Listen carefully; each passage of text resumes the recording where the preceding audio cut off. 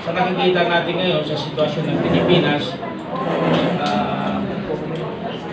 bilang individual, well, kailangan talaga maripin ang ipinalo actually Kasi sa ngayon, ang situation ng mga Pilipino, sa atin lahat, every household, malayo ang sitwasyon natin sa ibang bansa. Pilipino, ang household, kumikita siya ng 100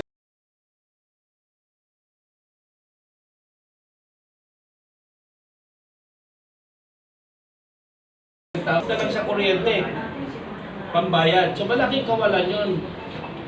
In Amerika, for example, yung kumikita doon ng 100,000, 1% lang ginagastos na sa kuryente. So it's about time talaga na maayos itong batas natin regarding sa ordaining form of electricity.